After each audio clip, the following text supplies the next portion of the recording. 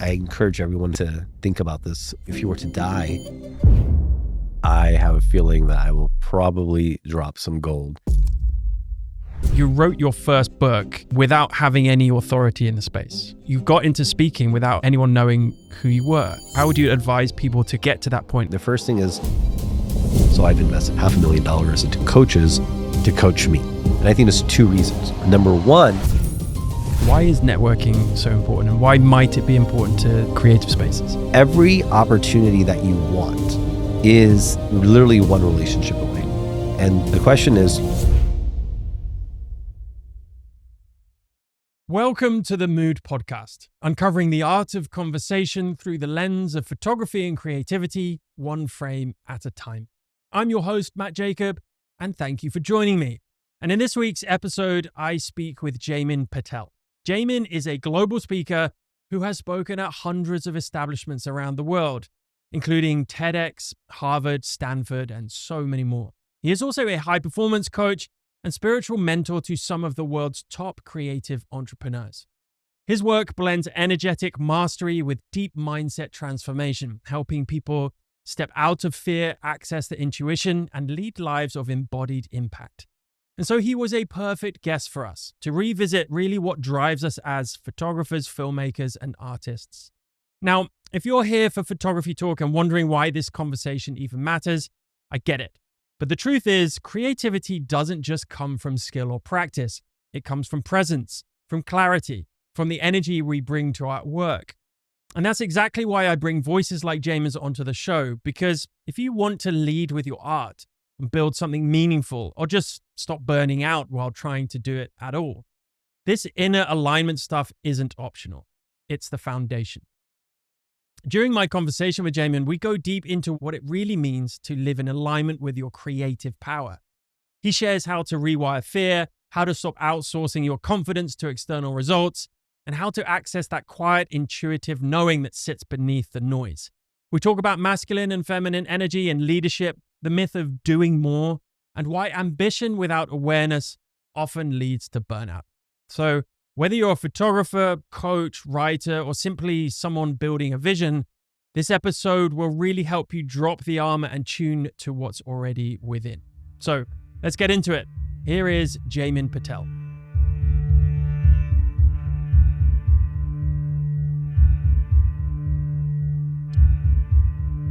Jaymin Patel. Matt Jacob.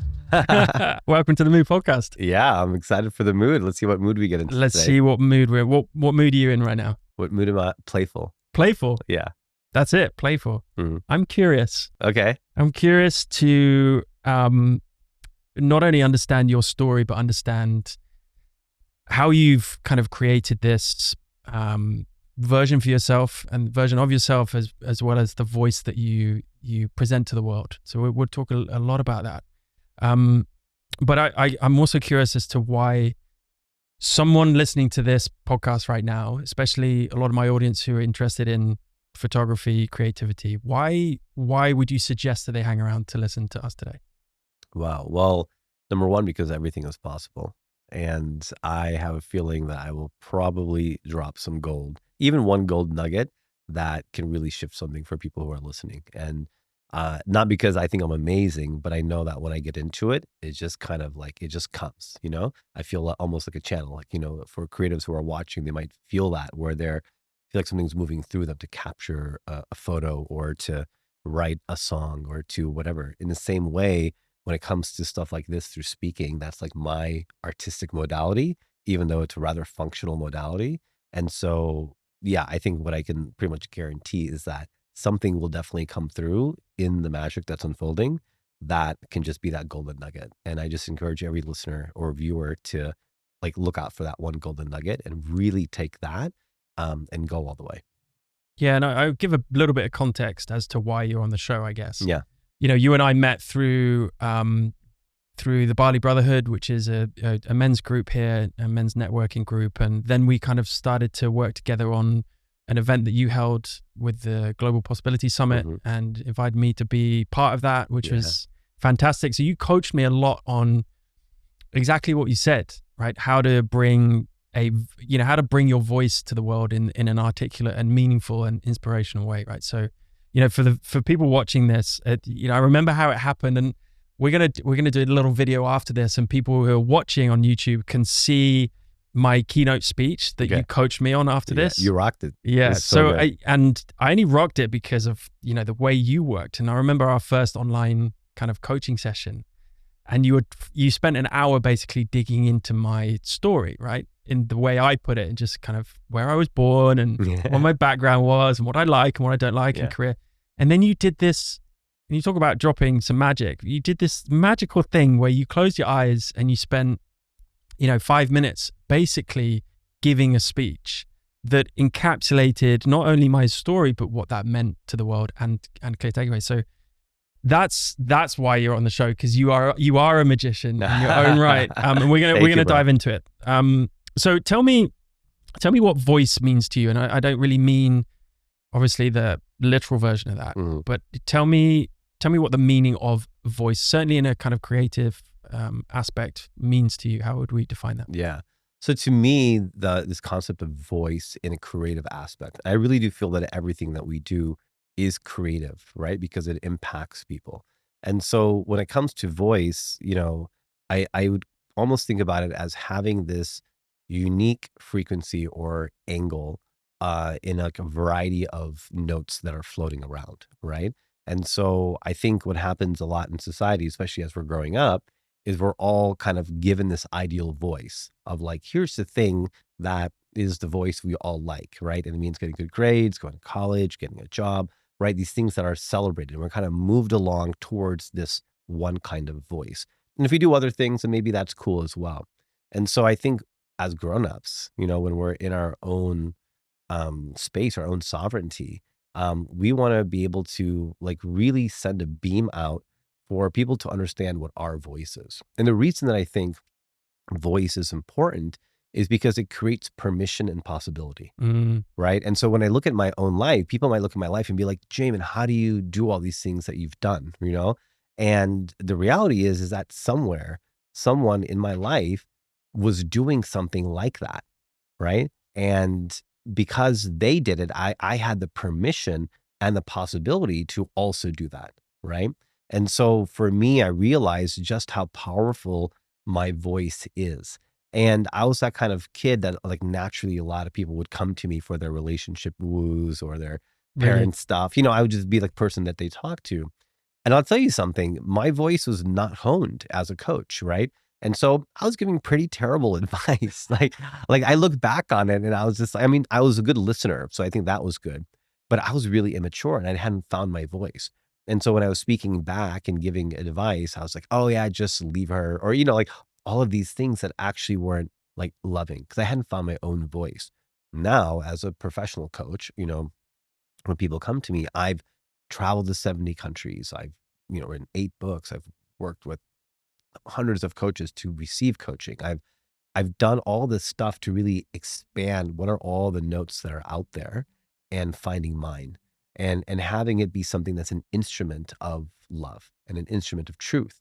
And I think everyone's voice is their own angle on what they love and what they see as true. And the more that we are all doing that, the more ripples of permission and possibility we're creating in the world. And when we're not doing that, when there isn't a creative expression and everything sounds like the one note that we're all told our whole lives to give, the world gets very boring, right? And there's a lot of suffering. And so this is why I think voice is really important. And that's how I think about voice when it comes to any creative endeavor, is that it's an articulation of your essence. And your essence is simply what you love and what you think is true. And there's this desire to share that out. I think this is beautiful, right? I think this is something that people would love. Boom, let me put this out there, right? Because I love it and I think it's beautiful and I want people to know. And that creates this ripple where other people start doing things. Yeah, and I think for people who haven't, they've just heard you speak then, extremely articulate, extremely inspirational.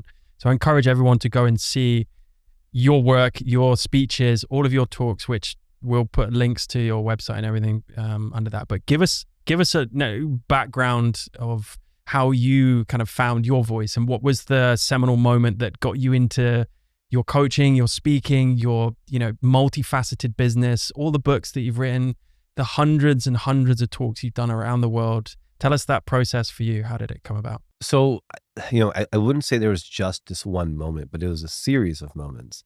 And the very first moment is, believe it or not, growing up, I was a total introvert, right? So I grew up, Indian American. So I'd go to these like big Indian functions for our community.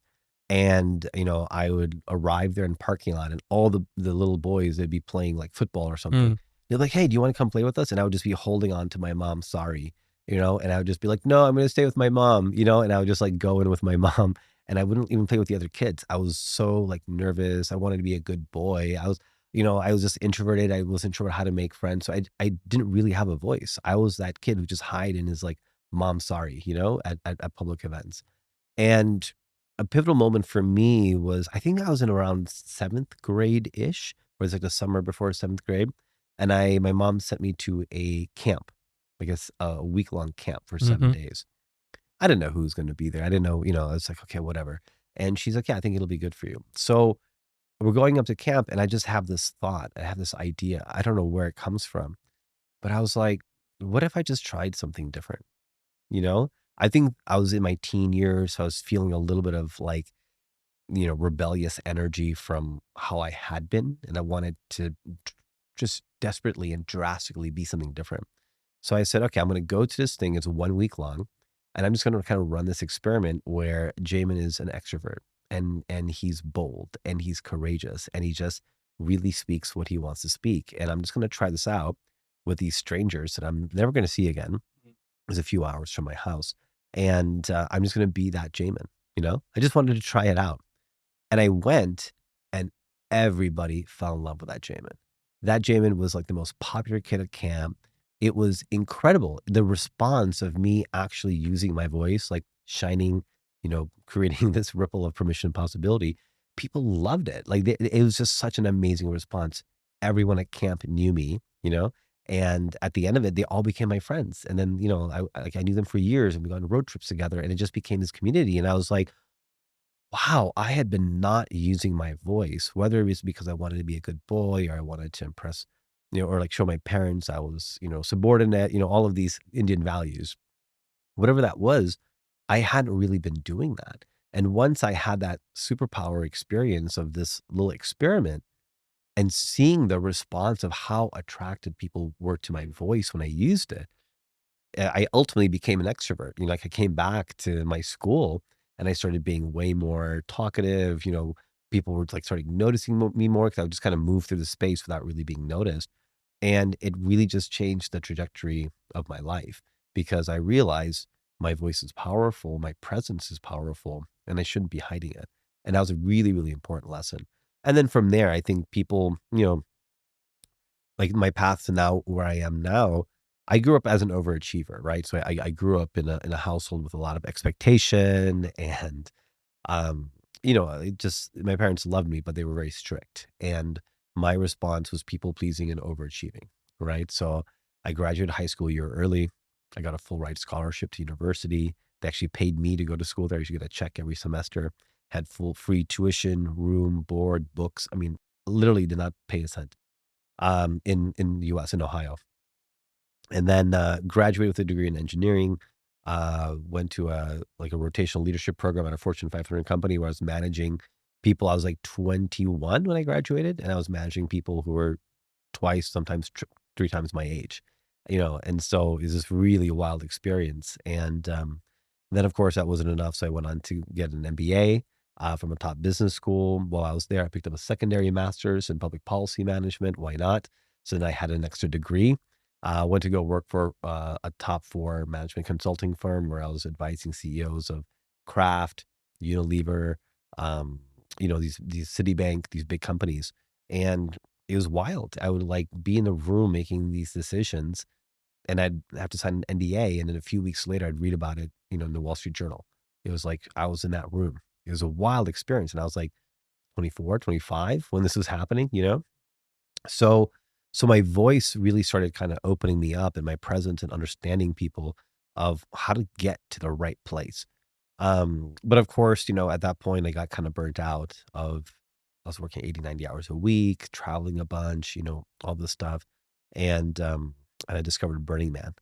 Mm, And once I went to Burning Man, I started talking about quitting and becoming a hippie because that was another pivotal moment because I realized even though I was doing all of these things, I was singing the note that somebody else wanted me to yeah. sing. Does that Yeah. make sense? Hmm. And Burning Man or any festival, but Burning Man specifically for anyone who's familiar, and if you're not, go look it up, is a place that's about radical self-expression and radical authenticity. And so you go to a place where that is the tenet of how people show up. It's incredible to be around. It was like that camp that I went to in, 7th grade when I was doing it for myself, but now everybody was doing it. And it's like 60,000 people who are doing that. And they're coming and they're showing up and they're in costume or they're naked or they're doing the wildest things and everyone's just being as authentically, radically, themselves as possible. And so once I had a taste of that after singing that one note, I was like, "Oh, there's no way I'm going back." And since then, my life mission has been to be, how do I be this authentic that I'm being at this festival Yeah. in the middle of the desert, but do it every day in my life? And that's ultimately what led me to leave management consulting. I had written my first book already during that time. So I went on a path of becoming a speaker and I wasn't even a coach at that time. I was just speaking, so I was just being a speaker. And then slowly people started coming to me and said, "Hey, can you coach me?" I was talking about networking. Yep. So I said, "Yeah, I can coach you on networking." And then it turned out a bunch of deeper stuff was going on. And I was on my own path of doing my own deeper stuff. And I started applying it. And it turned out I had a knack for getting, you know, to get to the place where I can really help someone. So coaching became a part of that. More books were written, more talks were given. The coaching business expanded. I started hiring coaches to teach my methodology. And that's led me to where I am today. Is just this desire to really I can see how anyone's voice in the world and everyone's action in the world. I'll just go that simple. Every action that we take creates an impact, even inaction.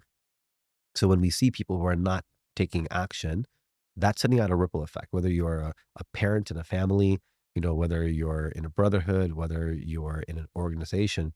If one person sees you not taking action, they get the permission to also not take action. And that ripples across that organization. But then when one person sees you do something amazing, they get inspired to do something amazing. And soon everyone's doing something amazing. You can kind of see how that works.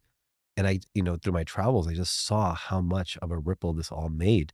And it became really important to me to be this light of permission, this light of, this is why my company is called Everything is Possible, because I just want to be the embodiment of that. I want to be the embodiment of everything is possible. And as people go deeper and deeper into my life, they go, how are you doing this and that? And I was like, well, everything is possible. And I found a way. Right. And that's become like the signature of my voice ultimately is this message for anyone that everything is possible. Wonderful. How do you encourage people to come out of that inaction stage? People have fears. People have a lot of imposter syndrome, especially when you talk about artists, photographers, filmmakers. Side, so much imposter syndrome, myself included, and you've obviously been through it. You think about you wrote your first book without having any authority in the space, Hmm. right? You got into speaking without anyone knowing who you were, which blows my mind, which is such a wonderful kind of example of everything is possible. But how would you tell people, how would you advise people to kind of get to that point? Because it's not as simple as, well, just go and do it, or is it? I mean, in the simplest form, it is. But if it was that simple, everybody would be doing it. Right. So, yeah, at the heart of it, yeah, you just got to go do it. Right. But there's a ton of things that are stacked in that. So when I wrote my book, I didn't research all the books out there. I didn't read all them and try to make them better. I wanted my own voice. Right. So I talked specifically about my own experience of how I, was 24 years old and got networked my way through my MBA degree into this high, top management consulting firms, right? People were like, "How did you do that?" Like people were asking me. So I would say zooming out the first question, if you're curious of where to go and try something is where are people like responding to you, right? And so in my journey, when I was this young kid who barely had any experience and wasn't getting any attention from recruiters at business school, and then I turned around my game and I got an offer from pretty much every company I was targeting. People were like, "What did you do?" And I was like, "Well, I networked. I changed the way I networked." And they go, "Well, what does that mean?" Well, I went to events. I talked to people. I called them on the phone. What did you say on the phone? Right? The questions kept coming. And what I realized was that with all those questions, perhaps there's something that I learned through my earlier struggles and then later through my success that other people hadn't picked up on. And I knew that if I shared that, it could create this ripple of permission and possibility, right? So my orientation was already very clear that if I could somehow take this and put it into a system that anyone could take and use, they would go really well. So I just kind of wrote like this 10-page manifesto, what to do, what not to do, and left it behind for my classmates. But then what happened for me later is then when I was on doing my consulting work, I also on the weekends would be a recruiter. So I'd travel to all these top business schools on the other side of the table and try to meet all these students. And I realized, oh my God, they don't even know what's going on. Like everyone's confused. And I was frustrated being on the other side of the table. That's when I was like, okay, this is so clear. Somebody needs to solve this. I was frustrated as a student because I didn't know what to do. And now I'm frustrated as a recruiter because the students still don't know what to do. Let me just put this into the world so that these two things can connect. So it all was my own download, my own experience, my own methodology. I was not this credible, authority in that field, but I wanted to make my contribution. So the first thing is to like, just listen. Even when I went Mm. from speaking to being a speaker coach, it was because 30 people had asked me in 1 year, Jaymin, how do I do what you do? And I was like, oh, maybe I should put together a course to teach people this, right? And I started creating tools in my courses that could help people, be successful. So I think that's the first thing. The first thing is it's not just willy nilly go try everything anywhere, but find the thing where there's already a lot of signals coming to you from the universe of like, yeah, you probably want to move in this direction, whether that's writing a song, taking a photo, writing a book, even shooting videos, starting a podcast, like whatever that might be for that person, just pay attention first. I think that's the first thing. Because if you're paying attention to what the universe is throwing at you, the universe is going to support you when you're actually doing it. Right. So that's huge. How do we pay attention? How you pay attention? Yeah, just notice what are people saying around you? What are people coming to you for? What are people noticing about you? What are people complimenting you on? Some people might say, "Hey, Matt, I saw your photos, but you haven't been posting any lately." That's a sign. Wow, people like my photos. They want to see more. They're getting something from that. So the way the universe works when it comes to this sort of exchange is that the reason you have this podcast is because somebody out there needs this, right? The reason somebody will go and spend all of this time, years, to like create a boat, right? That has all these unique features is because somewhere in the world, somebody is really wishing for that boat to be created. Does that make sense? Hmm. And so for me, every time I think about anything that I create, whether it's a book, whether it's a program, whether it's a summit, right? It's like people need this. There's something where I'm going to be creating this thing that's going to meet magically something that people really are looking for. Does that make sense? And so anytime your creativity is like comes from a place of generosity instead of a place of ego, right? Like, oh, I'll be looked at new differently or people will think of me a certain way. I think that's healthy. So I'm not saying it's bad, but it shouldn't be your primary thing, right? So it's like, yeah, everybody wants that and everybody deserves that. I want everyone to have that like feeling of like being seen and adored and, all of those things. But really is paying attention to like, how can I contribute to this fabric of humanity that's constantly unfolding? And when I take this action, what impact can that have? And if I take an inaction right now, what am I holding back from what the world may need? And when you look at the world that way, it changes everything because now you're excited to pick up the camera because it doesn't matter if how many Mm. likes you get. Hmm. It's that one person sees that. There's this one photo that you had that I just look at and it really hit me. It's like this like Balinese road, just like this um beautiful thing. And it has like this like empty space in it. And it gave me this feeling. And I think that's why you took that photo. Now, I'm not the only reason you took it, right? Because I'm sure thousands of people have seen that. but there's something of like, it's going to hit us. It's going to hit us in a unique way. So when you work to express yourself in a way that feels so compelling, that means the universe is kind of like already tying you to the people who need what's going on. That's why we're here together, because someone's going to watch this, they're going to get something, right? And it's going to go and create this additional thing. This is bigger thing going on around us, right? And our creative expression is its fuel. So when we are in our creative expression, this evolution of our humanity is being supported. And when we're holding back, and when our stories and our judgments and our fears and our anxiety and our depression, all that sort of stuff, it's actually stifling that. Does that make sense? So, so number one, yeah, that's just gonna listen. Like listen to what's coming around. Little comments that are just like, hey, I'm curious about this, or can you show me that thing? Or hey, I really like that thing that you did. All of those are just like universe kind of giving you a little signal, like, hey, move in this direction. Would you, sorry to cut you off there, I know you got more to say about that, but would you also throw in listening to yourself, or is that dangerous? Because you know, you tell yourself stories and maybe it's difficult to understand. Because if I'm dumbing that down for us laymen, what you talked about very articulately is really kind of finding out what feels good to put out there in the world, and therefore feels true, authentic, meaningful to you, right? So I feel comfortable doing this regardless of what other shit is out there, right? Yeah. So that's kind of also tapping into your own psyche and to really understanding, okay, what do I actually want to do? And what do I feel like I can do comfortably and authentically? You talked about authenticity a lot. Absolutely. So you have to listen to yourself, and then and that's where you just do it. Because when you know, you know. Yeah, yeah, And yeah. and here's what else I would offer is that the creative process ends the moment you post something, or what. Let's just say it's a social thing, because now we post our creativity through social media. So for me, I'm also a writer, and so people love reading my posts. They love reading my emails. Like they just love what I write. And so for the longest time, I would write, and then I'd be checking. Oh, did it get likes? Did it get comments? Like what's going on? And a big lesson for me was that the moment I posted it, it's enough. It's already enough. It's enough. And I can just spend the next 2 days not looking at it, and then come back and just see what kind of response I got. And it might get, literally, I will go from getting like, 3 likes, 1 comment, to 300 likes, 70 comments, or whatever it might be. Right. Like, and I have no idea why certain things. It could be the algorithm. It could be what happened that day. It could be a variety of things, but I write from my heart. And once I post it, now I'm done. It's enough. It's already enough. It's enough because now it's already on the platform for the world to see.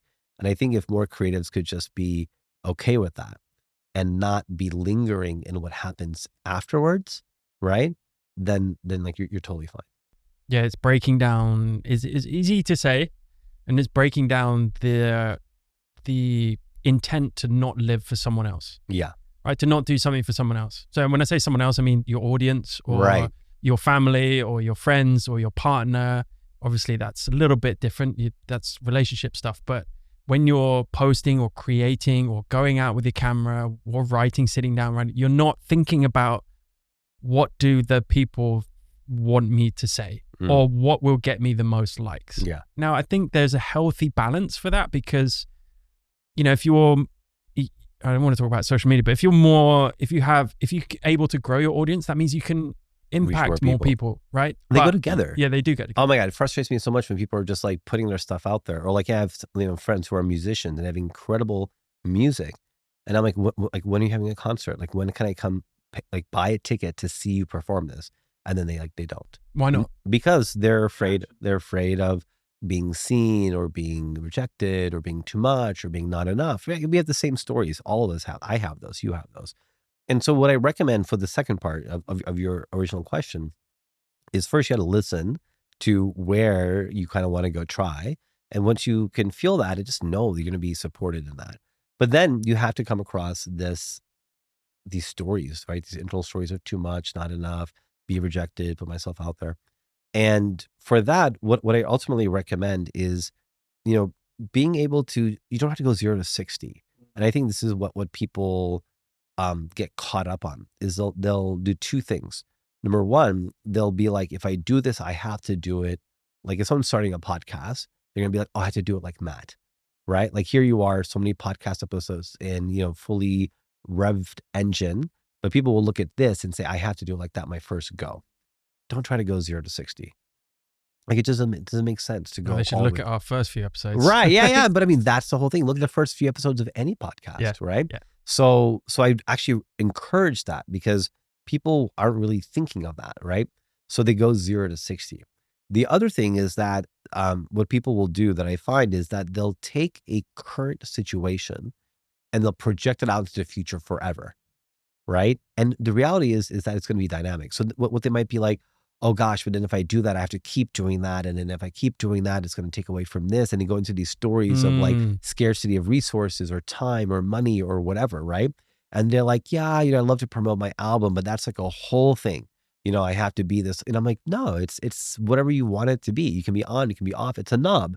Right? And so I think there's this freedom in knowing that you have a knob that you can turn and you don't have to like completely dedicate yourself to something and become this other version of you to do something. It's like you can just do it, right? And then see, like, just follow the breadcrumbs as it happens and be with the moment and don't project out because people will project out, be like, oh my God, then I'll have all these viewers, then I'll have to manage them, then I'll need a lead magnet, then I'll need an email list. And I just don't have time for that. And they won't do it because they're projecting all of this stuff out. But that stuff just comes organically and you'll find yourself ready at every moment. So just like with you with speaking, find your edge, right?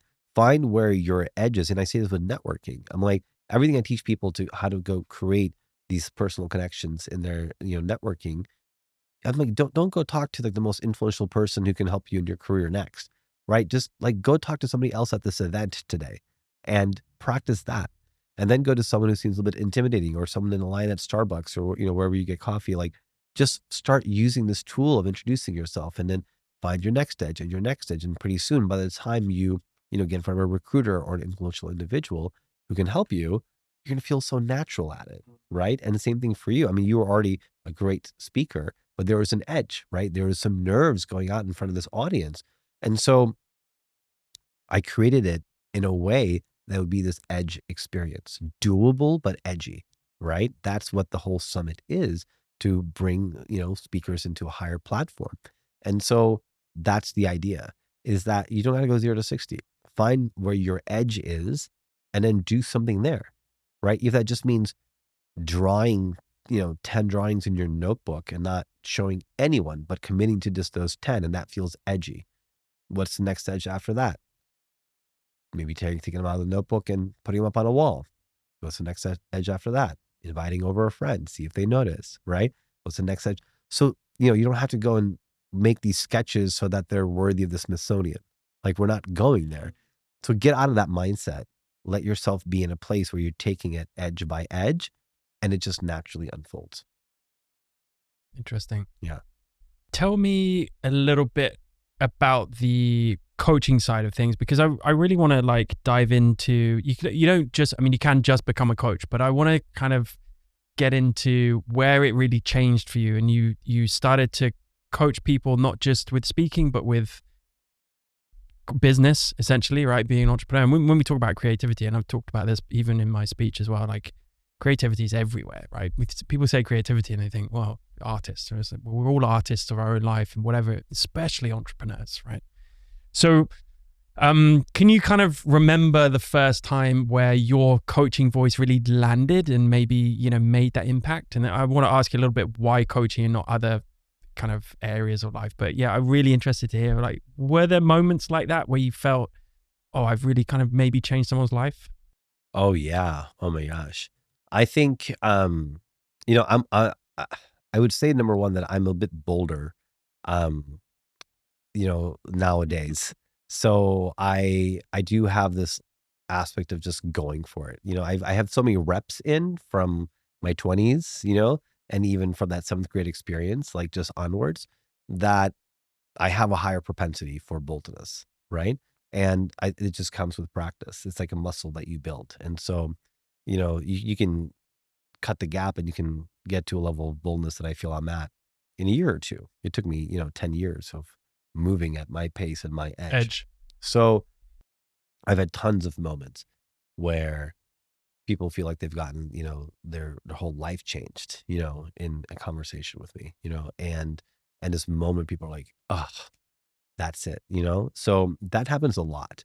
But there was one moment specifically that I want to share where, yeah, the coaching thing kind of was a natural thing. People were just asking me about it. So then I started talking about it. I've always been very good at business. And then I started creating programs and packages, and people were really, confused about all those things. And so yeah, so I was kind of at this point. I think this is maybe when I was like the first couple of years in Bali. And I was doing this thing, Matt, where I was coaching, but with different voices to different people. So I had my coaching business that was helping coaches, right? Very Bali thing to do, which is business coaching. How do you create an offer, get leads, do sales calls, that sort of stuff. Then, secondly, I was still coaching speakers on how to land stages to get paid to speak, right? Then I was a dad, and fatherhood became such an important thing for me because my second son, I caught him, in an emergency situation where no one could get to us. We couldn't get to anyone in our bathroom, and he came like this, and we welcomed him into the world, And that again, signal from the universe was like fatherhood is super important to me. And I've always wanted to be a dad, always, always, always. So it's always been important. But that moment, I was like, man, if this happens to other dads, I want them to be prepared. So then I was also doing dad coaching, right? So I was coaching dads, running this annual event called Dad Week, the week before Father's Day, helping dads get together and feel worthy of all the love and attention that they're receiving and become better dads. So I kind of had these three coaching things I was doing. Plus, I was still on, 50 to 100 stages a year teaching networking and on my main kind of speaking. So I kind of had these four different things. And then, just being in conscious community, I was also, moving through, plant medicines, right? A lot of like traditional indigenous rituals and practices and things like this. And there's this moment where Ari said to me, she goes, my wife, she was like, I think you need to go to the mountains, And I'm like, I think you're right. Cause things were not landing. It felt like I was just veilingly trying to be all of these brands Mm. instead of just, like it was like, yeah, so different, all the pieces. And so I went up to the mountains and I had some lysergic acid with me. Don't With know what that is. acid. Oh, just acid. Yeah, yeah, Okay. yeah. Psychedelic. And I went up and I took a few drops. Turned out it was a little bit heavier of a dose.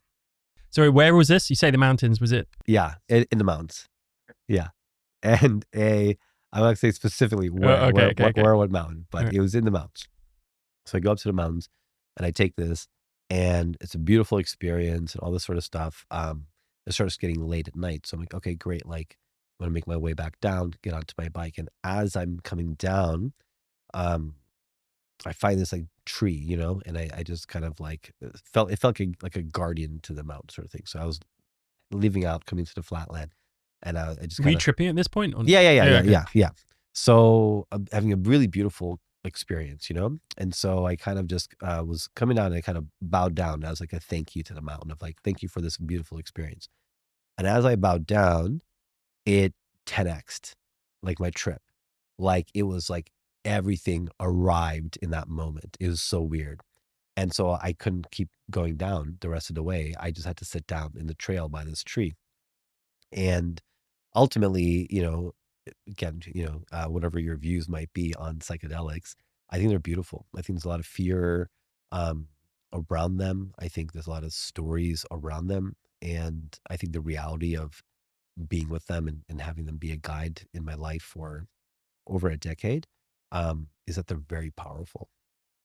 And so I sat down on the mountain and it kind of felt like I was speaking with spirit. And spirit was very much like, hey, listen, it's time for you to really find your voice and shine as who you are. And instead of doing all of these little things, you need to come out of the closet about everything that you're doing, plant medicine, psychedelics, this kind of traditional shamanistic work that I was getting into, as well as, your business stuff and your family stuff and your sex and relationship stuff and your communication stuff. Like, bring it all, like you find that voice. And, and it was so interesting because it literally showed me the faces of 5 people. And it said, go make an offer to these 5 people and just invite them into a container where you're going to work with them on everything in their life, all of it, business, sacredness, sexuality, communication, whatever it might be. So again, that was a very clear message. So I listened, came off the mountain, took care of myself, came home and reached out to those 5 people and set up a lunch every day with each of the 5 people. And each lunch, I said, hey, this is ultimately what occurred. This is what I'm stepping into, and I want to invite you into this offer. It's 10K. And 3 out of the 5 said yes at a 30K week. And I just created this 3-month journey where I surprised myself. I was like lighting sage, I had a drum, but I was giving business advice all in one session. It'd be like a long, winding session, but it was everything somebody needed because I was meeting them on a spiritual level, meeting them on a beliefs level, meeting them on a mindset level, meeting them on a strategy level. I was just kind of fully integrating. And so this ultimately combined with a conversation that I had with my wife when we were at a wedding. And she just kind of saying like, if you were to die, is there anything that feels like left undone that you haven't done yet? I thought it was a really beautiful question. And I encourage everyone who's, listening or viewing to think about this for yourself. And what came to me was, I've been very blessed to be successful in my speaking and coaching career. And so I've invested well over, $500,000 into receiving coaching. So I've invested about $500,000 into coaches to coach me. Right.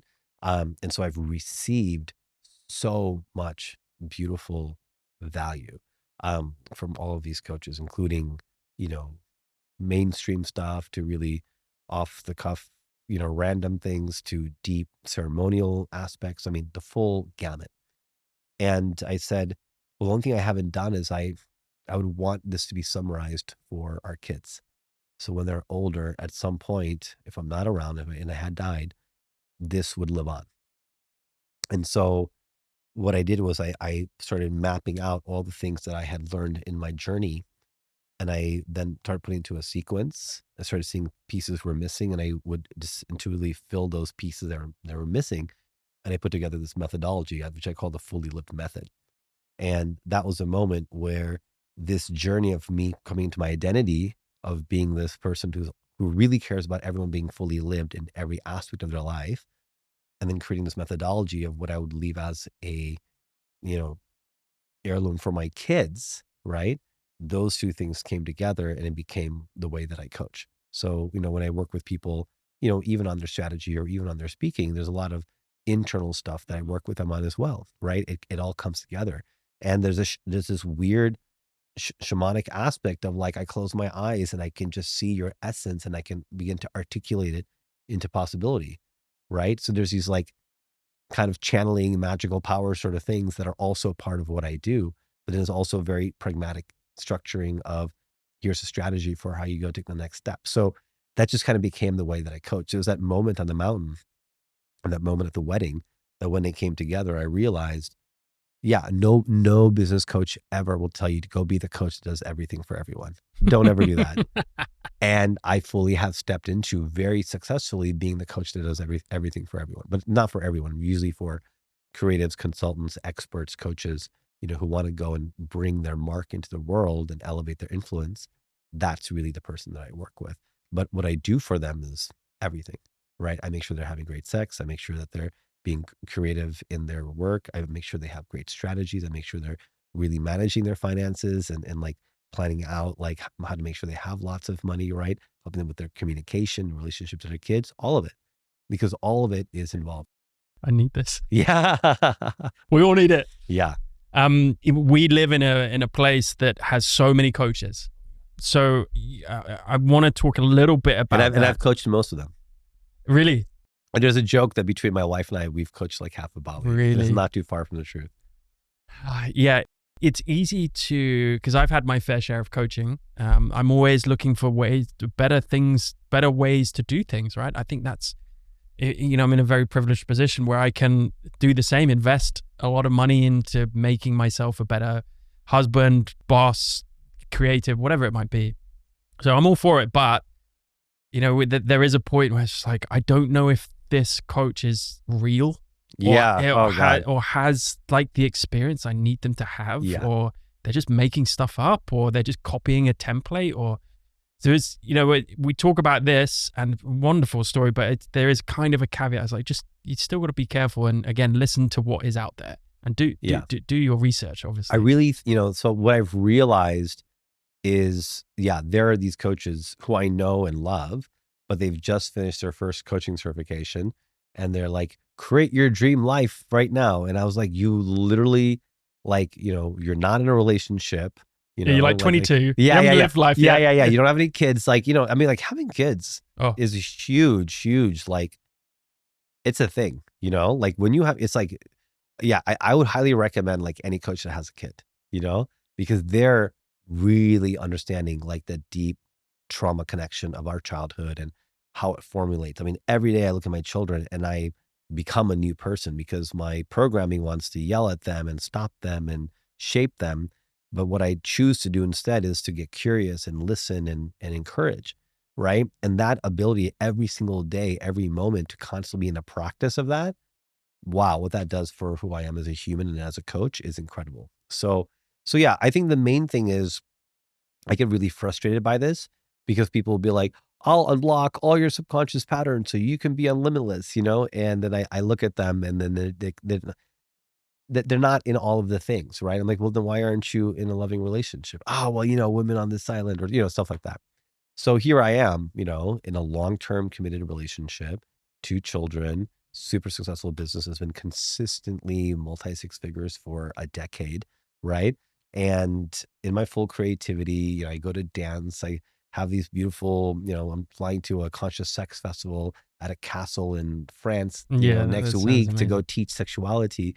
This is just my life. And so I think it's like, when you're finding support or finding coaches, you want to really know them. And what I have found for myself is that, yes, like marketing can be great to draw people in, but when people really get to know me and they get to see my life, and also they understand that I'm not a cocky asshole, because most people perceive that about me because of the way I talk about my life. There is a wonderful inspirational air of confidence about you. Yeah. That doesn't even breach like the ego, arrogance level. And, you can see that really balanced extrovert in you. That's just, you've got the fucking proof. Like, you can do it, right? It's like, fucking, well, so what? Yeah. Right? I'm here. I've done it. I can do it. I'll do it again a million times. Exactly. There's a feeling that really just dropped in for me maybe about a year, maybe a year and a half ago, which changed a lot of things also. And that is this realization that I came to where I've done enough work and I've achieved enough things or created them in my life where I know when I walk into a room, I'm the coolest person in the room. I know I'm the most interesting, cool person in the room. I know it. And I just have that in me now, like as a layer of confidence. So I'm not going in there trying to prove myself, trying to blah, blah, blah. It's like people find out so slowly about me. They're like, how did I not know this about you? You have 8 books or you have blah, blah, blah, like whatever. And I'm like, it's just there, And so there's this layer where it's like landed to me. But because I have this air of confidence, people conflate that with cockiness. And that's, definitely not what I want to put it's not the frequency I want to put out into the world, but people might project it on me or they may perceive that. But when they get to know me and they get to see that I'm like literally living this life that has all the things that they want, and they didn't think that they could all happen together simultaneously, they go, okay, yeah, now I want to work with you. All right. Well, tell me, we go back to that story of you coming down the mountain, which is absolutely fascinating. And it felt like, that was a moment, one of a few, where you found your voice, or at least a way to congregate that voice into one voice, these multiple voices into one. Why do we talk about voice as being so important? We think about the photographer who likes to go and take photos in their spare time at the weekend, and they're thinking about oh, I'd really love to do more of this, but I don't know how to, create a style or a portfolio, or I don't know how to create a business. So I'll just stick in my 9 to 5 job and I'll just kind of muddle along, and maybe I'll grow a couple of hundred followers on Instagram, and maybe I'll go on a workshop every now and then, but I'll just kind of try and enjoy it. Why would we kind of encourage them to step out of that comfort zone? And why is that voice, searching for that voice, or at least trying to articulate it? Why is that important in terms of what would come of that? It's a great question. And honestly, this is why people should contact you for your photography mentorship, right? Because this is ultimately what you do. And same thing for me, like, everything that I wanted to create, I found a coach for it. I've had a business coach, I've had a speaking coach, I've had a sexuality coach. It's not like I just know this stuff. It's like I'm talking $500,000 of receiving coaching Yeah. from everyone. Yeah. Anyone who had a frequency of like, I want to learn this from you. I want to move how you move when you dance. I want to sing how you sing. I just did a weekend long vocal activation last weekend because I wanted to sing, in a way that I saw this woman sing. So I still do it. I still like, oh my God, I want what you have. Yeah. Yeah. Give me your Teach me. magic. Yeah. And the more one-to-one I can get, the better if I can customize it for me. So the answer to your question is why? Why would we want to find our voice? Why would we want to create from that? Why would we want to invest in a coach and go down a mentorship path and become really good at something and to really create a portfolio of work and have that be the main thing that we do? And I think there's two reasons. Number one, you can stick to your 9 to 5. Okay. That's all good. Some people have different values and security could be one of them. And if that's one of your values, then a 9 to 5 will give you that. And actually, I think there's too much beratement of people who, don't mind being in a 9 to 5. So there's too much of like, you don't have to do this. You can go and create a thing. Well, some people Yeah. They're made for want it. that. Yeah. They find that that security, like you said. Absolutely. Yeah. So the first part though is for those people to consider that entrepreneurship, right? Following your creativity and trying to earn money from that, whatever that might be, whatever creative endeavor that is a spiritual journey.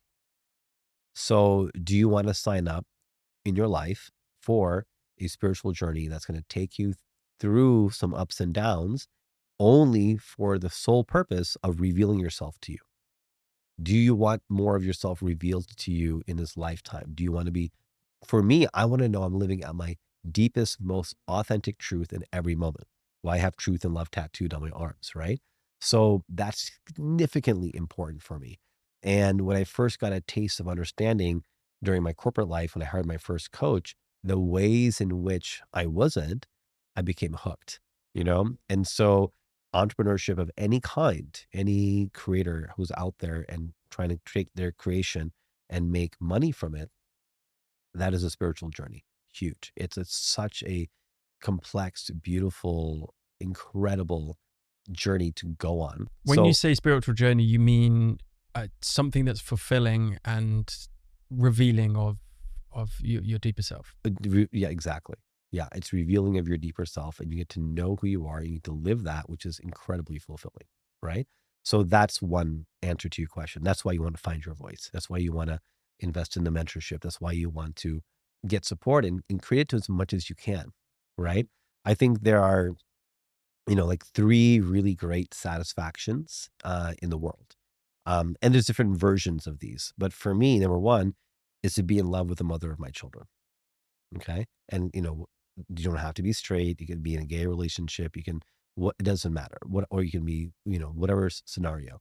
But in this world with a 50%, divorce rate, it is a unique thing to be in love with the mother of your children. Also, when I say be in love, I don't just mean like we live together and we're platonic. It's like, no, literally in love, right? After 10 years, like that takes work.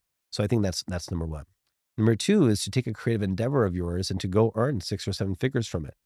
Like when I crossed $1 million from my speaking, I was like, man, I did that. Like how many people in the world are walking around saying they took one creative endeavor of theirs and earned 7 figures from it? Yeah, but Very so few what? people. What's the point? No, because it just is, it shows your commitment, right? It shows a commitment that you're putting into your relationship or into your creative endeavor to come back from that, right? And the third one is your health, right? I love this quote that, a healthy person has 1 million desires, an unhealthy person has one. Say that quote again. A healthy person has a million desires. An unhealthy person has one to become healthy again, right? And so I think really those three things, you've got to be committed to your relationships and to love and sexuality that you get to, and intimacy that you get to experience on this planet.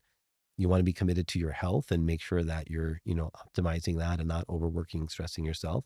But then number three, to commit to a creative endeavor to the point that you build it into something that brings you back this return, not because, the money or whatever, but it's just, it indicates the level of commitment that you've taken that to and the level of boldness that you've found in yourself through that spiritual journey to receive at that level. Does that make sense? So, 60,000, viewers on YouTube, like there's something in you that has shifted and changed in your journey that's bold enough to receive that. Right. So it's not bragging rights in terms of like, oh, all these people. It's like, no, like I'm actually receiving that. My receivership is open enough in my own system to be seen in my creation in this way. You know what I mean? There's something so magical about that to experience that in your lifetime. So this is why you want to find your voice. The other thing that I would say is going back to what I was saying earlier is that if you don't find your voice, you're probably not contributing to the evolution of humanity in the way that you want. So you're not truly in your mission and it's not as fulfilling, right? It's not that it's not fulfilling. Life is fulfilling in so many ways, but there's a layer of when you choose to find your voice and pursue something and create it into something bigger so that it can reach more people, that you realize you're doing the work of the universe by being in your fullest expression, which is creating permission and possibility for others. And that is so extremely fulfilling and gives you a sense of fulfillment outside of what the security of a 9 to 5 or, all these other things may give you. It's a different thing, right? And so go try out the different thing and just see if you like it, I think right? that's such an important point to understand, that people see people see other people making it success, right? And a lot of people conflate success with financial value, right? But let's say that's true, and okay, you earn $1 million from your speaking, and you get over that milestone, and that's why I said to you, so what, right? What does that mean? What does that mean? You'll just go, well, if the goal is money, which I know it isn't with you, but if someone's goal is the money, the priority, I should say, we all have goals of money, of course. The priority is money, then you're just going to go, well, where's the next million? And what's the next thing? Exactly. So you're kind of missing out. So someone from the outside would easily say, well, you've earned $1 million. What did you do with it? Did you help others? Did you give anything back? Did you give anything to charity? Did you coach others? Whatever, where's this cycle? But people don't forget about the contributions to society that you make just in that process, right? It's so powerful. Yeah. And you do it, if you do it in the way that you do it, with so much positivity, so much articulation, so much spirituality, so much love, right? That is this ripple effect that even you take the goal, let's say the goal is $1 million, you take that financial value out of it and just think about the process and everything you do day in and day out to get to that point, the thousands and millions of people that you are affecting directly or indirectly. And people don't understand that. And that's why voice is so important, because finding your voice is so powerful, not just to you, but to so many other people. And that's really where like the true magic of life lies. Yeah. Yeah. Everything is just an indicator. Number of followers, number of money, like those are just indicators of how strongly your voice is being put out there. And this is why when people kind of buy followers or use like, really extreme marketing tactics to get people to purchase a passive product they're never going to use. And that's why those things never really last, right? Because it's not a function anymore of getting your voice out there to as many people as possible. It's a function of taking something that your voice created and then now shifting it to followers or bank account numbers, which takes the focus away. And then the support from the universe kind of tanks. And people go, oh, yeah, well, I'm not doing that anymore. Why? You were being so successful with it. I just got burned out. I was too tired, blah, blah, blah, blah, blah. The Facebook advertising game, it's like hustle, hustle, hustle. It's not the thing. The thing is the journey, right? And then this is all just what comes as an indication of how committed you are and how open you start becoming, how bold and confident you start becoming to really stand in your voice. That's the journey. Yeah, I love that you talked about that, because this kind of goes into my next question. And I want to double down on this authority. What stops a lot of people from starting a journey or going on and pursuing the journey of pursuit of finding a voice is the fact that they don't think anyone will listen to them. For example, you talked about buying followers on whatever, social media, right? I'm not a proponent of that at all, but I understand that maybe having an account that has 10,000 followers to an account that has 100 immediately has an authority level to it, which can be just utilized as a marketing tool, right? 100%. Yeah, I'm not saying don't do it. I'm just saying you got to be careful when you're shifting the focus. Yeah, I think it's a fine strategy for certain But how people. do you coach people to get around the zero authority? You know, when we all start something, we have no authority. We may have a voice, but do we have an audience who listen to that voice? You know, so how do you get about, you know, when you started writing books and speaking, you took that leap because of your boldness, because of who you were. But there must have been some rejection there. I was like, well, who are you? Like, why would I want you to speak? And like, would you have any authority in the space? Maybe that's not specific of your case, but I know it is of many people. Maybe that avatar I'm talking about, the 9-to-5 worker who likes to take photos at the weekend. They're like, well, why would I have no social proof? I have no authority. So why would anyone want to see what I have to put out there? Yeah. So this is a great question. And I talk about this a lot because when I'm coaching, especially like coaches or speakers who are creating an offer to put out there to help people, who am I to help people with their burnout or their weight loss or their mental, mindfulness, whatever. And then as a speaker, same thing. Like, who am I to talk about this subject? Who am I to get on stage and take the stage from somebody else? Right. There's like this hilarious thought of like, other people are way more deserving of the stage. I shouldn't be on here. Um, so the thing that I say is you got to look at it kind of like a 0 to 10. Okay. So when it comes to photography, I love taking great photos on my iPhone, but I do not know how to work a regular camera. I do not know what it can create. I don't know all the effects it can have. I've dabbled here and there with friends and just using their camera. I'm used to being on this side of the camera, Mm, with photo shoots or podcasts or things like that. But so that person that you're referring to, right? So I would be like a 1 on the scale of being a photographer. I would be a 1. This person who's working a 9 to 5 has like invested into a nice camera. They're taking photos on the weekend. They're dedicating their time to it. They're finding the shot, finding the light, doing some editing, all that sort of stuff. They're at least at a 5. They're at least halfway there. Can I learn something from that person? Yeah. I don't even know how to focus a camera. mm, Do you know what I mean? yeah, yeah. So I think the idea is that, again, it's that 0 to 60 thing that people think I need to be at the level of Matt Jacob to be able to, contribute something photographically to the world. No, bro. Like you're Matt Jacob now, but you were also Matt Jacob before when you first started. And you were at a 3, you were at a 4, you were at a 7, you were at you went to Mongolia and became a 9, and then you kept going and became a 10, whatever that was for you in that journey. That's really the idea is like someone who's at a 5 can help someone who's at a 1. Someone who's at an 8 can help someone who's Mm, at a 5. yeah. Right? So if you focus on that, and it's also not even specifically like helping, but just also creating permission. So, when if I was around a bunch of friends and they were taking a camera out and photographing waterfalls here in Bali, for example, and I saw them do that, I'd be like, oh, like, yeah, I'd be interested to try that. Like, that's inspiring for me. That's like stirring something in me. Like, look at this amazing shot.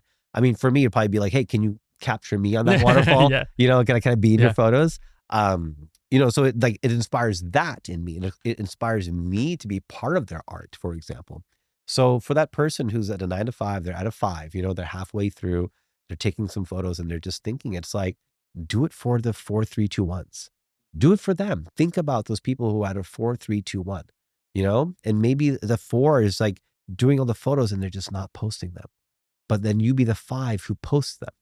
And then they see yours. It's like being at the gym, right? You see someone doing something, you're like, oh, you can bench that? I'm going to bench that, right? And so there's like this competitive layer where even if you do it and it sucks, somebody else gets great permission from that, right? But then there's also the other layer of like, wow, I see that person doing something and I'm inspired to go try that new move or whatever it might be. So whatever way it pans out, focus on like, as a 5, if I'm at this level, whatever I do next, if I move towards the 6, it's going to ripple effect down to all the 4 3 2 1s. And if you think about it that way, you're not trying to compete with the 6, 7, 8s before you're even there. Just, measure the other side. That's really the trick to get through that. Yeah. Yeah, that's super cool. Tell me a little bit about the networking and where that might relate to finding one's voice, or at least being a little bit more successful in business. Why is networking so important, and why might it be important to the creative spaces? Oh my God, networking is incredibly important. Now we're in his wheelhouse. Oh my God, Let's go. Yeah, let's go. Bam. Guys, I mean, like, we know networking is literally everything, right? The reason we're even connected is because we networked through a brotherhood that we're both a part of, right? If I just saw you on the street and approached you about, you'd be like, whoa, what's going on? So what I can break down is that every opportunity that you want is literally one relationship away, right? It is. It's like that one relationship. I know that if I go somewhere and I meet someone, they could become a client, they could become a collaborator, they could become an investor. I could become an investor for them. I mean, like, so many things are possible. So the way I look at meeting people is I look at it as like, who am I going to meet? And what possibility is going to open up from that? Right. So I get really hyped up on possibility. And so when I'm networking, I'm like, okay, let me step into possibility, because it's very easy to go to, like, say you created this thing that had creatives and philanthropists who wanted to invest in creatives. Okay. And you create this event. People will go to that event, hang out with their other creative friends, not really feel, the guts to go talk to the other people, eat some of the hors d'oeuvres, and then leave. And they'll be like, well, I went to the event, but it didn't really No do one really anything. wanted to talk to me. Yeah, Yeah. right? That's a very real experience. Alternatively, if you learn how to network, especially network like a rock star, which is the way that I teach it, you're going to go to that event. You're going to know who to talk to. You're going to know how to start a conversation with them. You're going to know what to say to get what you want. And you're going to understand how to influence influential individuals so that they become a supporter of you, whatever that might look like: mentorship, investor, referral, connection, advice, whatever that might be. And then you leave and you have these new people who are supporters in what you do. Right. And so when it comes to networking, I define networking as creating personal relationships in professional settings to achieve your goals, right? Whatever those goals might be. And people say everything that I teach in networking could be applied to dating. I don't go into that world, but it is. It's all the same. It's all creating connection, right? And at the heart of it, people move through these 4 stages of a relationship. I call it the relationship hierarchy. So it's a tool that I created. And they move through these 4 stages. First, awareness. Okay. So say I'm one of these, investor philanthropists, and I'm at an event with a bunch of creatives, right? By the So way, we're going to make this event. I love that yeah, idea. let's Let's make it. do it. Yeah. I love it. And so I'm one of those people, and then I look and I see all these creatives coming in. It's clear you can tell who they are, right? So I'm like wearing a t-shirt, they're wearing like jewelry and all this sort of stuff. So it's, I can tell. I'm aware that every single one of these artists who are walking in, creatives, they're talented. They have some kind of art that they're creating that I would probably enjoy. And they're all worthwhile of me investing in them. Okay. So that doesn't really do anything for any of us, because I'm just aware I couldn't go wrong investing in any one of them. But I don't want to invest in any one of them. I want to invest in the ones that I feel a deep connection with, right? I feel like I want to support them. There's some connection to their art, but also to them as a person. So what am I going to do? Well, I'm going to begin to look for different actions and behaviors that indicate to me which one of these artists is kind of the one that, I see as being like the rock star, right? So there's a few ways that works. Now, there are a few things that are universal and a few things that are personal only to my preferences, right? But for example, if I saw someone who showed up and they were like not, not like dressed in rags, but they actually had this really cool style, right? They weren't like, "Ugh, I don't care, I'm just here," and if I can tell that from their clothing, right?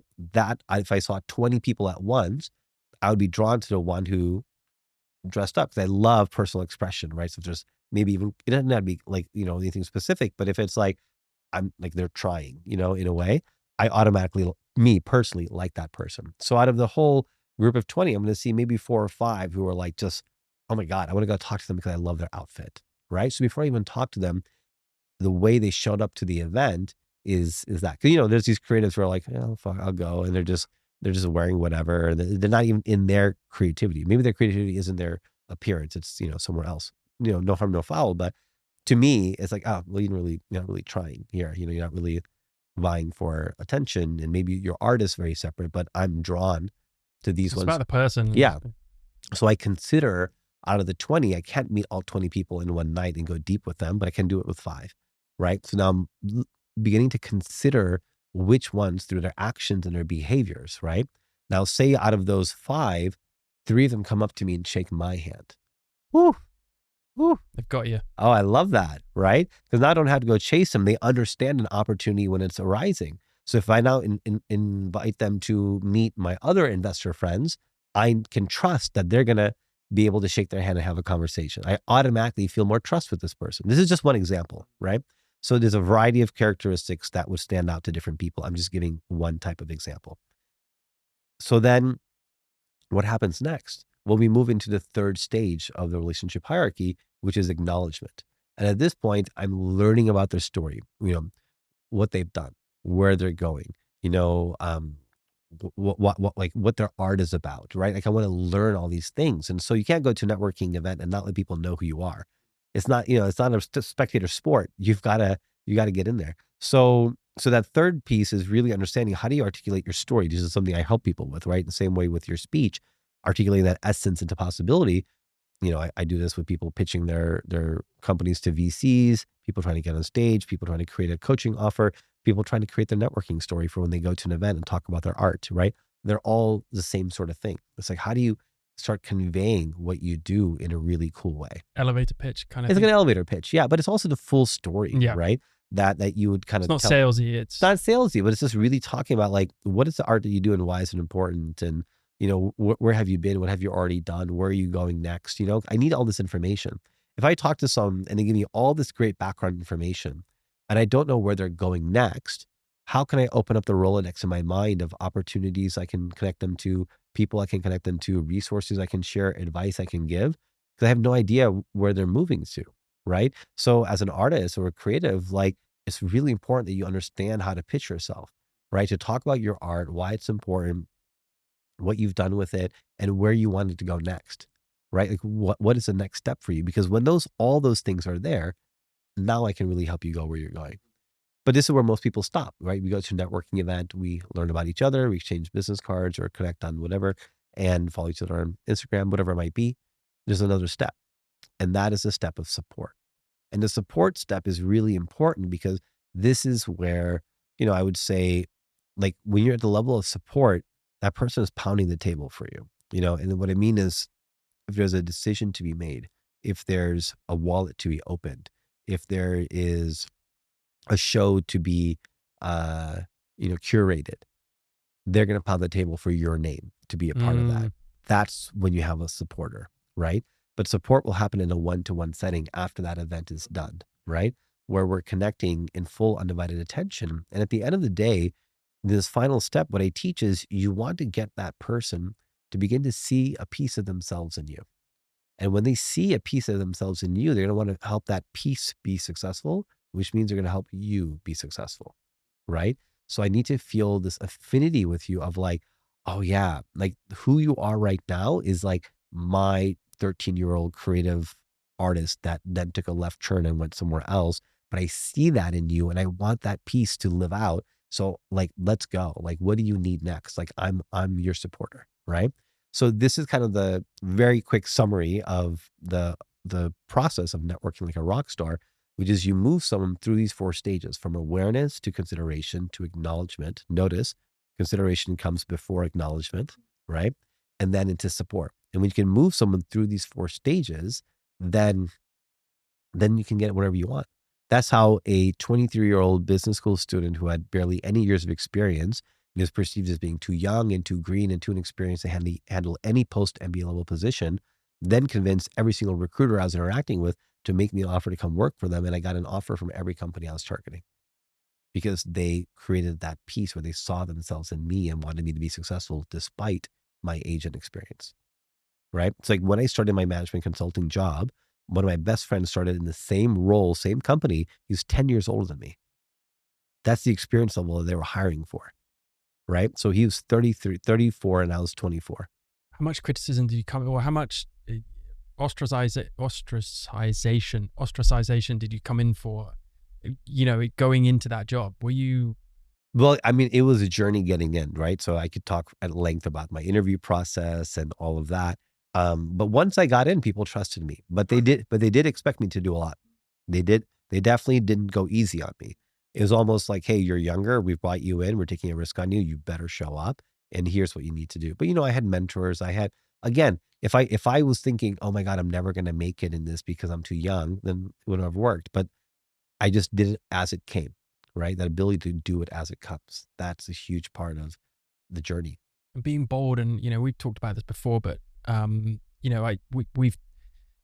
we take all these different paths, and some people are, I became this yes man from a young age, just through various things that happened in my life. And I always understood the power of regret. I always understood, like, I never want to regret. Yes, I'm going to do things wrong, but I know that I made a decision based on factors to go and do that thing, and I know I'll learn from it, right? Yeah. So where do you, because I see so much, don't ever like talking down to people, because I want to relate to people and understand their cost of inaction, or make them understand a cost of inaction when they've got either potential or they've just got a chance to just give it a go. Yeah.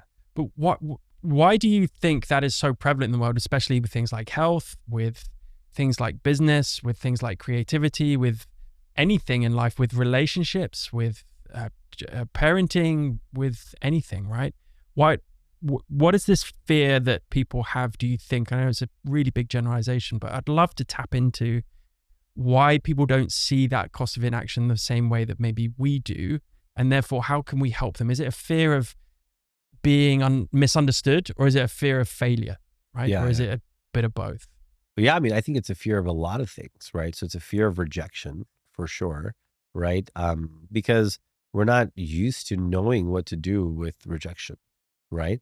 So a lot of it is like, emotions are actually guiding the biggest, kind of aspects of our life, right? Either the avoidance of feeling something too intense, like shame or fear or sadness or anger, predominantly. Those are the main four. So you would be surprised if I could show you a mirror. In the mirror, you can see all the ways in which the avoidance of those emotions is shaping the decisions of your life. Okay. And even me, I mean, everybody. But the thing for me is, over time, I've now realized how to be with those emotions, right? How to process them when they come up and to move through them instead of resisting them. So this is one of the teachings from Fully Lived, is that, imagine life is, like, going to be these ups and downs. If it was all happy all the time, we'd be bored.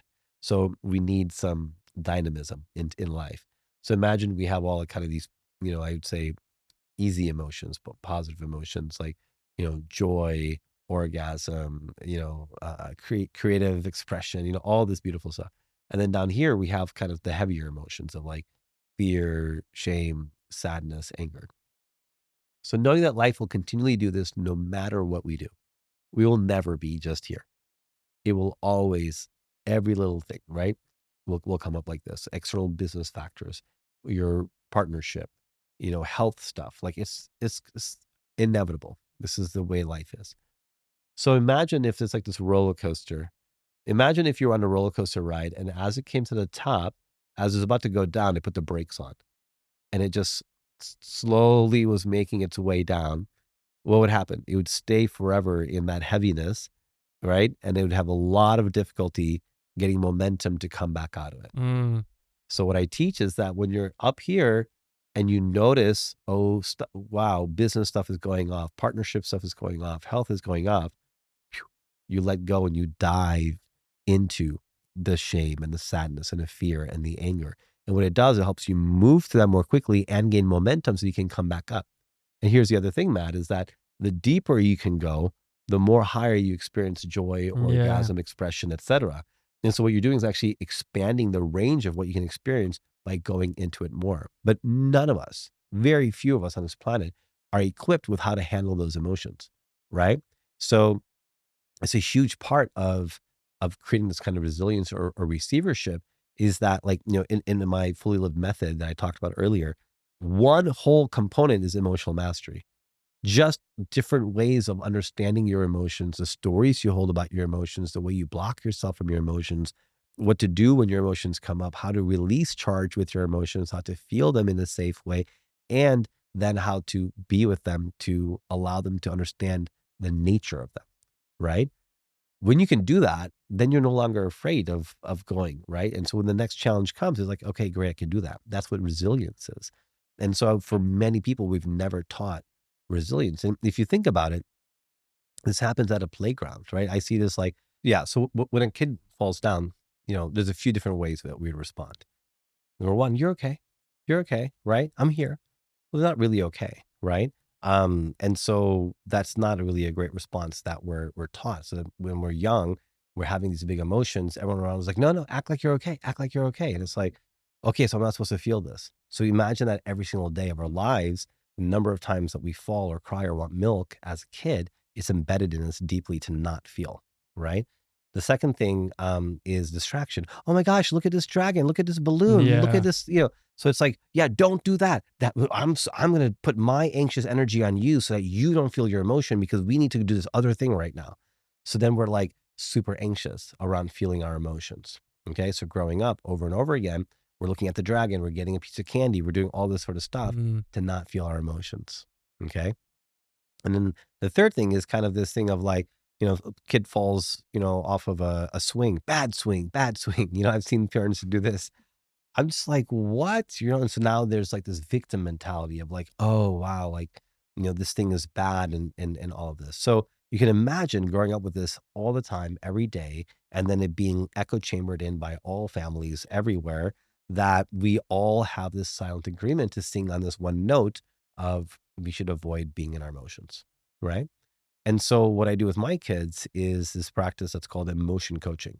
And I didn't learn it until I had kids. And when I learned this, I was like, wow, why doesn't every parent know this?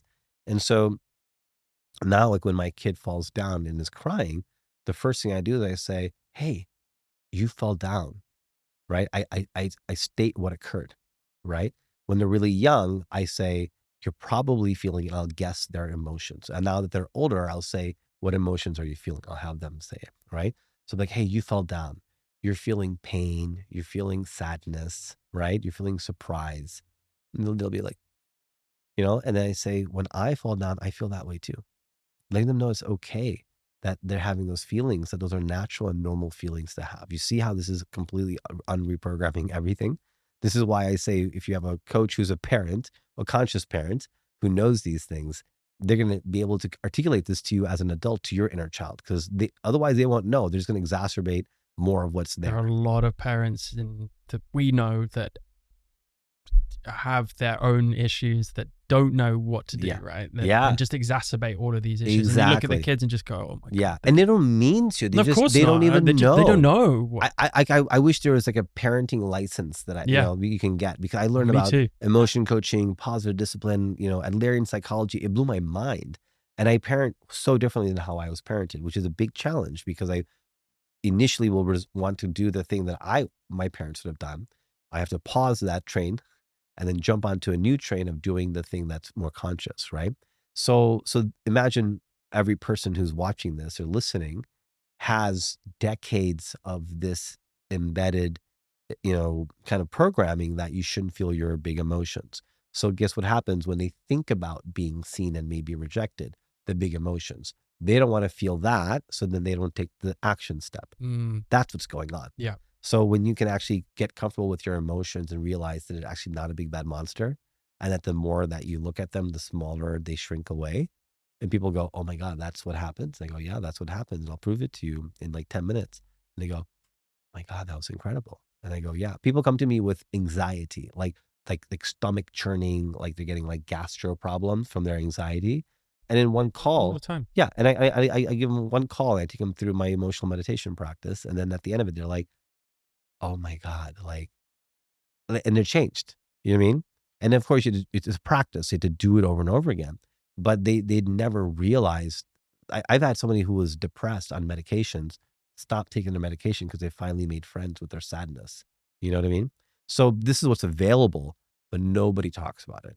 No, very few people are talking about it. So this is one of the key pieces. You know, I think there's 4 key pieces. This is one of the 4 key pieces, is that emotional mastery, to be okay with your emotions, because that fear of being too much, fear of not being enough, fear of being rejected, fear of putting yourself out there, all of that is actually the avoidance of that fear that's directing you. If that fear no longer was something you needed to avoid, you actually feel more capable to go do Mm. that, more bold, courageous to go do that. I think just to kind of touch on very similar stuff that I talk about all the time, just being mindful, and people don't quite understand what mindfulness means these days because it's used ubiquitously. But in that sense, it's being mindful, being aware of your own emotions, right?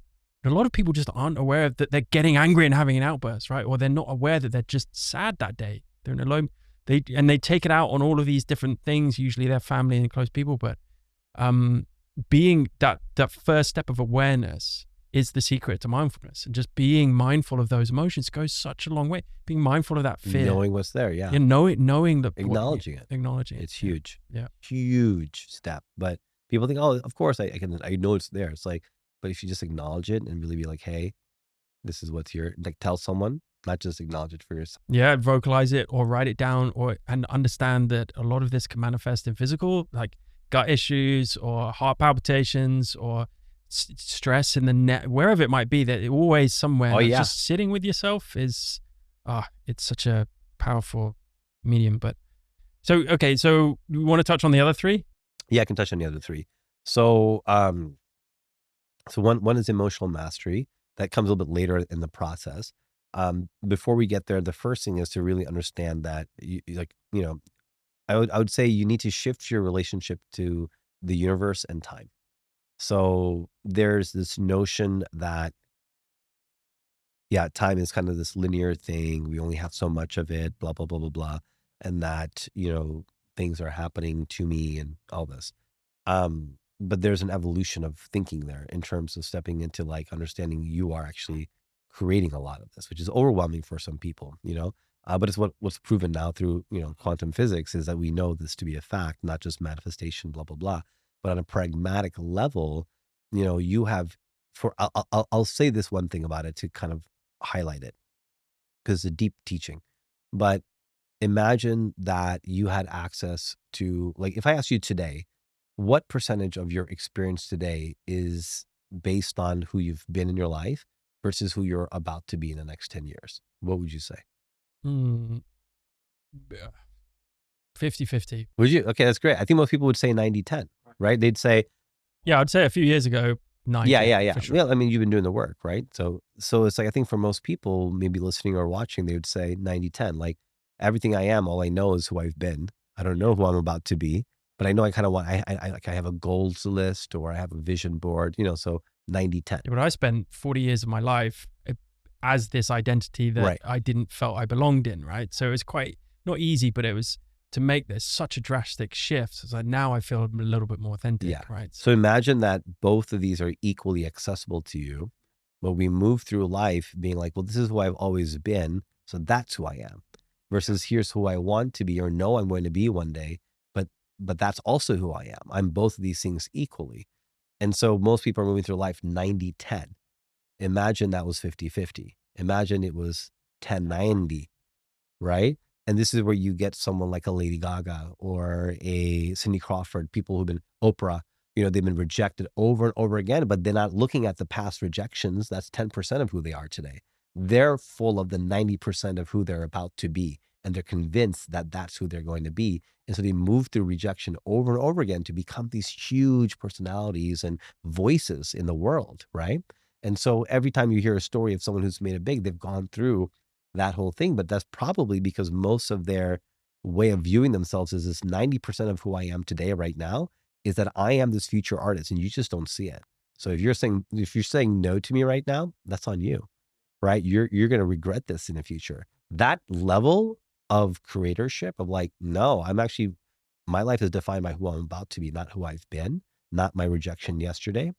So that's the first module of the process, is really going to depth around how do you create that for yourself. Something you taught me actually when we did the summit Yeah. was even just the tiny little conversations you have when you meet a stranger.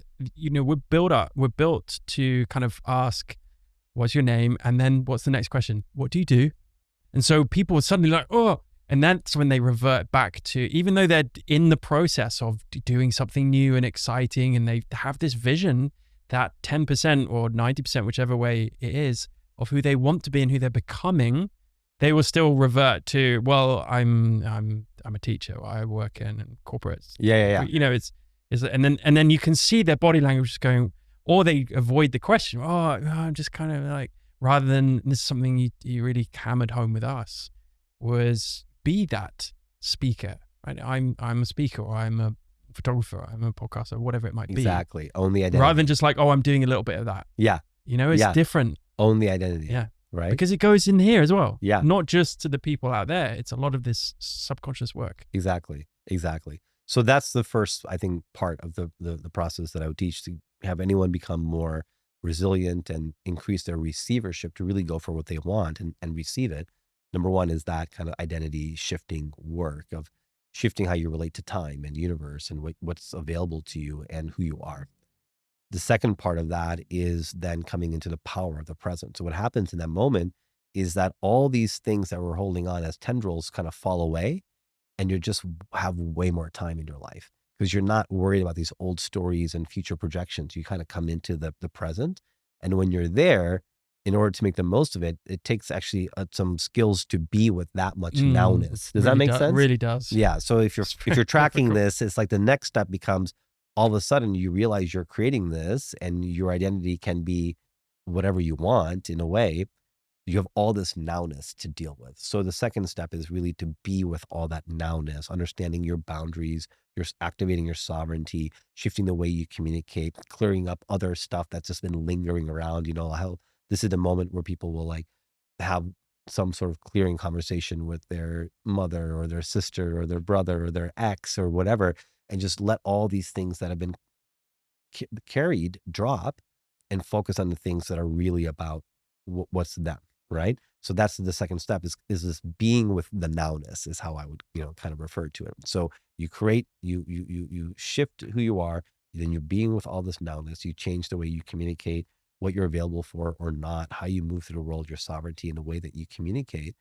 And all of a sudden, all these things just start happening, right? This is a point where people begin to feel like miracles are occurring every day because they're just like, and then I just did this and I went there and then this happened. I'm like, that's what happens.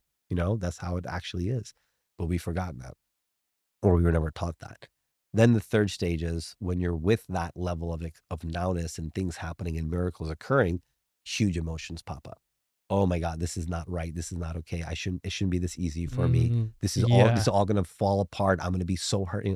So then we go into the emotional mastery because it's the sequence of how the process works is that at that point, you need to be really capable to be with the huge, it's like you're at the, like riding a race car at full speed or at the front cart of a roller coaster. You're like, oh my God. And I'm saying, put your hands up. It's okay. You're like, no, I can't, so that's the emotional piece. That's where the emotions come in. Once you have all three of those in place, then and only then in my process do I recommend going into shadow work and inner child stuff. People today just go right into a workshop for shadow work and inner child stuff, and then they just stay there. They just keep doing it and like, oh my God, this is so amazing. I just keep, it's like, you're an incapable adult. You're still operating as a child and you're going to a younger child version of you and then trying to get some goal. It's like, no, like this, in my opinion, is dishonoring. So if you're doing shadow work and you're doing inner child work, you actually need to understand how powerful you are, be available to be with that power, be able to navigate all the huge emotions that have been blocking you. And once you are that fully functioning, capable adult, you then go into the inner child work, right? And so that's where you do the shadow work and the inner child stuff and the reparenting and all of those journeys in my process. Then once you've done that, it's like you're there, right? Now those inner parts that have been holding on to you begin to say, "Oh, you're different now. I see how you're operating. Psst, I can let go. Breaks Psst, down the fear I can let barriers. go. Psst." Like all those old stories, all those old beliefs, all those old emotions, all those old, bullying, abuse, everything that we've experienced, rejection. those things that tightened up in us now begin to open up and release. And then we get our authentic self back. And from that authentic self, we're unstoppable And our voice. in our voice. So what is, without, obviously we're going to encourage people come and contact you and Sure. essentially, investigate being coached by you. But what can people do tomorrow? What can people do today? They wake up. How can they start that journey of finding their voice, finding their authentic self, breaking down those fear barriers? Yeah. So here's a very simple question that I would just start anybody with. Okay. Number one, and one thing I'll do is, my kind of like freebie that I usually give is 5 life hacks to overcome overwhelm. Most people are just so overwhelmed in their life that they can not going to do anything that we've talked about. They're going to take this and put it onto a shelf. So if that's you, which is probably, everyone, we admit it, that's who we all are. I have these amazing, it's like a 12, 14-minute video, 5 life hacks to overcome overwhelm. So I would start there. I would just say, like, go watch those 5 things. You can do them like this. There are things that you can clear up really quickly in your life to get out of a state of overwhelm where you can actually make decisions, right? Most people will never move out of that state to be able to do something. So that's the first step. But a step that I'll give right now is a powerful question. And the question is, who are you being right now? Right? So just make a list of, like, who are you being right now? And it might be like, oh, I'm being a dad, I'm being a, employee. And then also emotionally, who are you being? Like, I'm not being as brave as I would want to be. I'm holding back a little bit. I'm at the edge of maybe doing something, right? Just be honest. And then the question I want you to ask right after that is, who do you get to be for miracles to occur in your life? And that will open up what your next step is. Do you need to be more loud? Do you need to be more quiet? Do you get to be, more brave? Do you get to listen more, right? Each person has something that they're doing that if you want a miracle to occur in your life, like, who do you get to be? And when you look at your life, your current situation through that lens, you'll get all the clues you need in terms of where you need to go next. Because miracles are waiting for everyone to occur. Like, I mean, miracles occur all the time. Um, and so who do you get to be for miracles to occur in your life? And that gap is where you want to focus your effort. If you need to be more loud, more listening, um, less busy, more internal, more busy, more in action, right? More courageous. Like, what are those things that would allow a miracle to occur? And that is your map to finding where you need to build your voice, where you need to shift your being so that all of this can occur for you.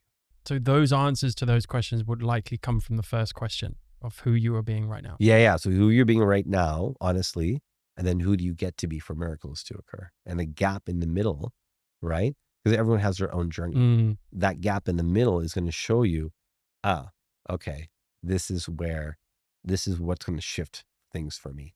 This is going to start creating miracles. And once miracles occur in your life, it's like a yawn, one they're just contagious. It just keeps happening. So how do you get to that first one? And for most people who are watching and viewing this, I would imagine it's going to be something around being more bold, right? Being more courageous, probably. Yep. But for some people, it could be just, being less busy, being more committed, being more, giving yourself more time. You're pleasing everybody else in your life. If you have kids a lot of people pleasers and a partner, Yep. So it might be being selfish, might create a miracle, right? So see what comes up for you. But all of these are possibilities. But then that opens up the door that you can now go and have a handle, the doorknob. You can turn it and walk into it. What does it look like when you're more selfish about your art? What does it look like when you're more courageous about your photography? What does it look like when you're more bold about your music, or marketing yourself? That's where you'll see the things begin to shift. We haven't even touched on marketing or branding, but we'll leave that for another time. Yeah. It's a whole, so much to share on that. So much to share on that. I love that. It's such a wealth of knowledge and inspiration. Thank you so much for coming. It's thanks for having me. I'm privileged to call you a friend, and I'm sure we'll have many of these other conversations off air, at least, if not on air again. So yeah. And I want to thank you. I want to thank you for having a podcast so that your voice can reach so many people. I want to thank you for having the photography mentorship that you have that just supports so many people in getting through these exact things that we're talking about. So thank you, bro. Thanks for the plug. Yeah. All right. Take care, man. All right. Cheers. Bye, everyone.